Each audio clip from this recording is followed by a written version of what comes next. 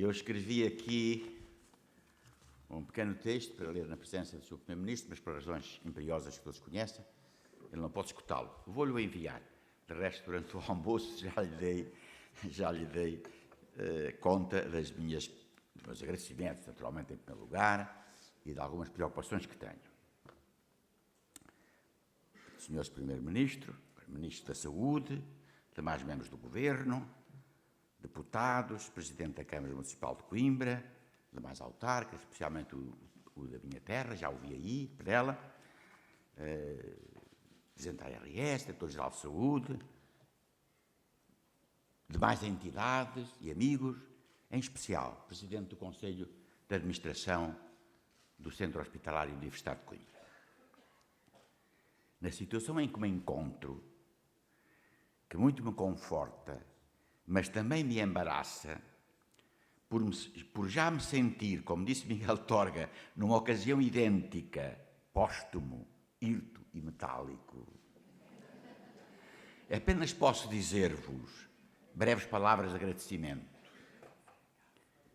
Estou grato ao Sr. Primeiro-Ministro, António Costa, por se ter associado pessoal e institucionalmente às celebrações dos 37 anos do Serviço Nacional de Saúde, realizando em Coimbra um Conselho de Ministros dedicado ao tema e honrando-nos com a sua presença nesta sessão comemorativa, juntamente com outros membros do Governo, em particular com o Sr. Ministro da Saúde, Adalberto Campos Fernandes. A ambos agradeço o compromisso político, hoje publicamente reiterado, de defesa, aperfeiçoamento e consolidação do SNS. Confio na experiência e sensibilidade do Sr. Ministro da Saúde para continuar esta caminhada, de modo a que todos os portugueses tenham médico e possam aceder em tempo útil aos cuidados de que necessitam. Não podemos permitir que se perca, na voragem mercantilista que assola a Europa, esta grande conquista de Abril. Obrigado, Vasco Lourenço. É consensual que o SNS tem sido, apesar de algumas insuficiências que urge corrigir, fator de justiça e coesão social, que tornou todos os cidadãos iguais em dignidade e direitos no acesso a cuidados de saúde, trazendo os pobres e os tradicionalmente mais carenciados para o centro das preocupações dos governantes. Agradeço reconhecidamente ao Conselho de Administração do Centro Hospitalar e Universitário de Coimbra, aos demais organizadores, à Comissão de Honra, que são utentes deste hospital, e em particular ao meu velho amigo Zé Martins Nunes, militante do SNS, como médico, governante e cidadão. Agradeço-lhes profundamente a iniciativa e o entusiasmo por esta celebração em Coimbra, que muitos consideram a capital da saúde, e assim devia ser proclamado oficialmente, associando o meu nome a esta jornada cívica. Agradeço a todos os profissionais do SNS, por vezes tão mal compreendidos, que trabalham em condições difíceis, a teimosia de mantê-lo vivo, assumindo em toda a sua grandeza a condição de servidores desta nobre causa pública. Saúde todas as organizações e ordens profissionais da saúde, faço na pessoa de José Manuel Silva, bastonário da Ordem dos Médicos e intemerato defensor do SNS. Aproveito este momento solene para homenagear mais uma vez o grupo de trabalho que elaborou as bases daquela que viria a ser a lei fundadora, aprovada faz hoje 37 anos. Eu participei em algumas discussões, especialmente daquelas que diziam respeito às carreiras profissionais, mas o mérito, a valia, deve-se a esse grupo de trabalho, nomeado por mim, enquanto Ministro dos Assuntos Sociais do segundo governo de Mário Soares. Trabalhámos afanosamente, entusiasticamente, E ao fim de pouco mais de um mês, apresentámos esse anteprojeto numa conferência de imprensa que aquele filme documentou. Agradeço a todos. Lembro com especial saudade o Mário Mendes, que está em estado da saúde, o António Gonçalves Ferreira. A todos eu presto esta homenagem de gratidão e abraço os dois sobreviventes, suponho que estão aqui presentes, o José Miguel Bezerra, então assistente da Faculdade de Direito e meu assessor, e António Leal Lopes, que já vi ali, então presidente dos Serviços Médico-Sociais. Foi ele que teve que receber todos os utentes portugueses quando os cuidados de saúde foram tornados universalmente acessíveis através dos serviços médico-sociais, então abertos apenas aos contribuintes das caixas de previdência. E esse foi o primeiro passo na concepção do Serviço Nacional de Saúde.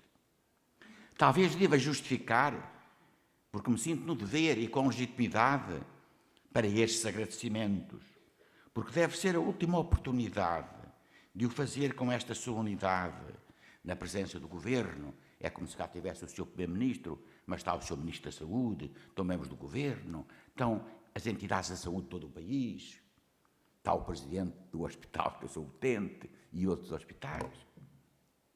Sinto-me nessa legitimidade. Porquê? Porque o SNS, apesar de muitas amputações e desvios à matriz originária, salvou a vida e aliviou o sofrimento de milhões de portugueses e resgatou a dignidade daqueles para quem os cuidados de saúde eram um ato de caridade e não o exercício de um direito fundamental. Porque nos podemos orgulhar de ter hoje dos melhores indicadores sanitários da Europa e porque sem o SNS eu próprio não estaria vivo, porque não disponho dos meios para aceder aos tratamentos dispendiosos de que tenho carecido nos últimos anos. Mas eu estive a pagar os meus impostos, sempre estou, e durante 70 anos, ou melhor, até aos 70 anos, não careci propriamente de cuidados de saúde. Agora preciso. E a filosofia do SNS é esta: pagam os que podem para os que precisam e pagamos quando temos saúde para quando estamos doentes.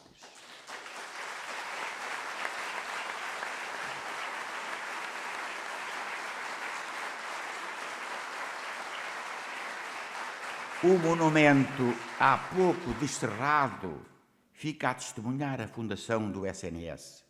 É uma obra de arte e por isso devo também agradecer aos arquitetos e ao escultor que o conceberam, seguramente com o contributo decisivo do Dr. Martins Nunes. Eu soube deste facto há pouco tempo, mas vi o entusiasmo com que ele congeminou, enfim, com que ele dirigiu esta conjura. Tive que saber, porque a determinada altura tinha mesmo que saber. Sou lá identificado, também já há pouco tempo, o Presidente da Câmara de Coimbra me fez a mesma coisa, pôs-me um busto no Parque da Cidade. Eu até escrevi um poema satírico, já lhe ofereci, que virá no meu próximo livro, sobre esse busto. A sensação de se ver realmente, como diz o Torga, póstumo, metálico e hirto. Mas, enfim, em todo o caso, estou vivo, e isso é que importa. Ora, naquela parede, eu sou identificado como escritor e político, e está certo. Escritor, porque me iniciei poeticamente em 1954. Político, porque me comprometi com a democracia e a liberdade em 1958 e com o socialismo democrático em 1965. Tenho procurado manter-me fiel a essa linha humanista. Como poeta, procuro simbolicamente a palavra perdida, a harmonia do homem consigo e com os outros e com a natureza. E como político, procurei colocar mais uma pedra na construção da fraternidade universal. E estou a falar da utopia mais velha do mundo. Foi ela que, ao longo da história, acendeu algumas estrelas no coração do homem. Jesus Cristo, Gandhi e Che Guevara, que são capa de um livro meu de poesia, são referências dessa constelação. Sou um homem do povo que apenas foi notado no meio da multidão anónima porque trazia nos olhos um pouco dessa luz fraternalmente revolucionária. Poeta e político, duas condições que são a minha circunstância e fazem a minha condição humana. Já afirmei, já aqui foi dito, que o SNS foi o melhor poema que escrevi, com a ajuda de tantos, que aqui evoco com gratidão. Não me teria envolvido nessa empresa se não fosse poeta, que às vezes também significa ingênuo, idealista. Em 1978-79, com o FMI em Portugal e o esfumar das esperanças que Abril despontou, já não havia lugar para o sonho que eu sonhara em menino. Fazer o que a mim coubesse por uma sociedade mais justa. Tudo o que pudesse fazer pelos pobres e pelos excluídos da civilização, e especialmente aqueles que viviam e morriam sem cuidados de saúde, ou eram obrigados a mendigar um atestado ou a vender uma leira para se curarem dos seus males. Houve ali um cidadão que disse: não tínhamos médicos, tínhamos que vender uma cabeça de gado. É que eu conheço isso diretamente. Eu testemunho esse facto. Ou se arranjava o atestado, ou se vendia a leira e a cabeça de gado, ou se morria. Era assim a realidade. Na altura disse assim: se os políticos fossem utentes das caixas, há muito que tínhamos um Serviço Nacional de Saúde. Ainda hoje acontece um pouco isso. Muitos não conhecem a realidade. Eu conheço.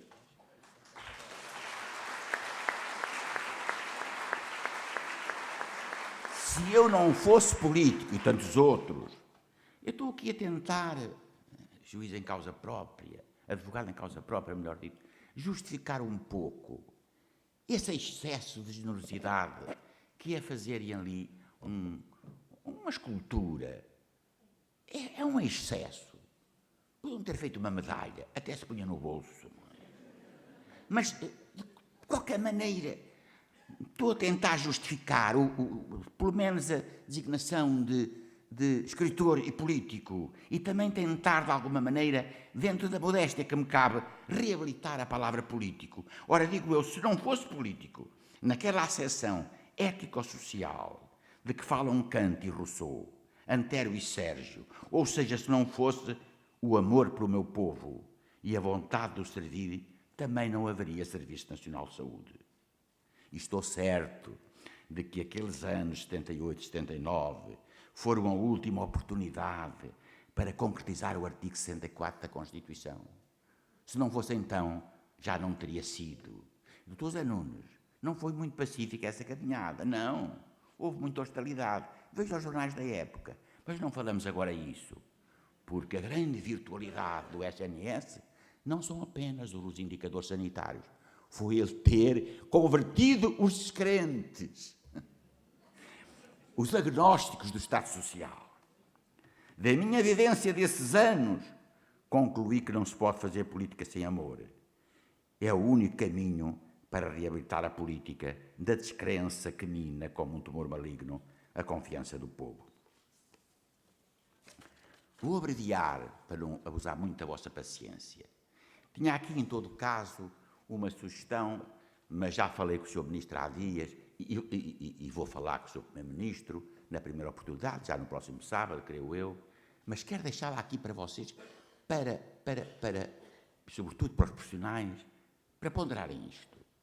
Para mim, a verdadeira, e para o Sr. Secretário de Estado, que está aí, enfim, o Manuel Delgado e o Dr. Araújo, para todos, os profissionais de saúde, para mim, a sustentabilidade, a verdadeira sustentabilidade do SNS não é tanto de natureza financeira. Também é. Mas arranja-se dinheiro para os bancos. O dinheiro lá aparece. Portanto, a sustentabilidade não é tanto de natureza financeira. A verdadeira sustentabilidade do SNS está nos seus profissionais. Sem os profissionais.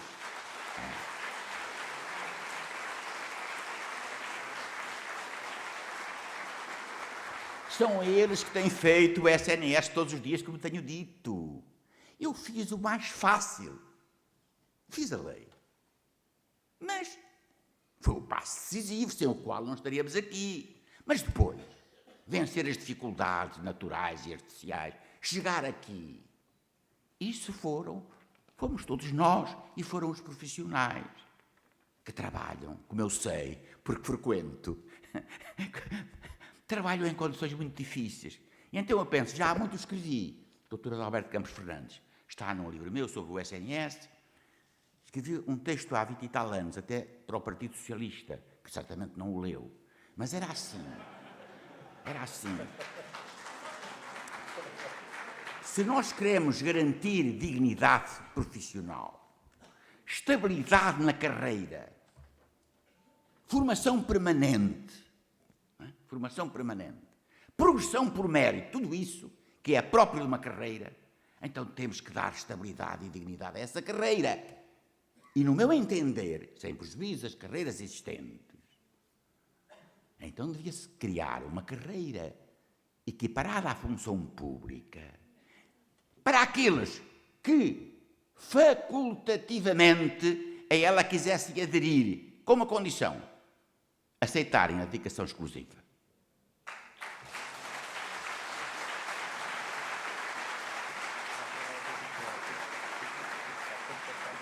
A dedicação exclusiva é um problema antigo.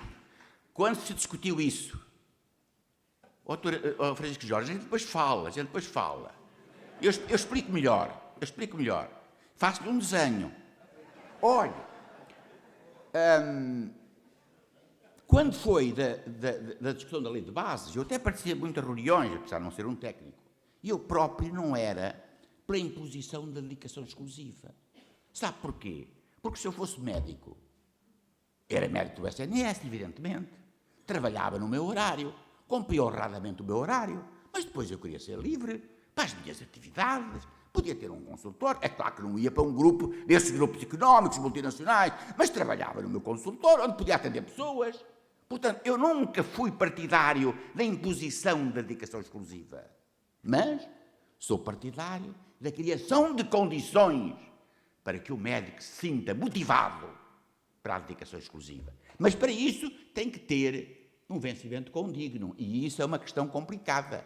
Eu sempre defendi o médico, o enfermeiro, todos os profissionais, estou a falar de todos, mas eu sempre defendi que, por exemplo, os médicos deviam ter um vencimento equivalente aos magistrados, que também trabalham em dedicação exclusiva e não têm horas extraordinárias e trabalham às vezes em fins de semana. Tudo isso tem que ser ponderado. E se fizerem as contas, o que se poupa em horas extraordinárias, o que se acrescenta em dignidade dos profissionais, muitos dos quais deixam de ser contratados precariamente ou por fins de semana, por intermédio de empresas mediadoras que os exploram. Pensem nisto. Vou terminar. Senhor Ministro da Saúde, caros amigos, este foi um dia bonito e comovente para quem, como eu, passou metade da sua vida a defender o SNS. Fica a recordá-lo a escultura onde o meu nome e o meu rosto dão testemunho do passado. Mas fica também o nome do Sr. Primeiro-Ministro e do Sr. Ministro da Saúde como garantia do presente, a caminho do futuro. É em nome do futuro que esta celebração se justifica.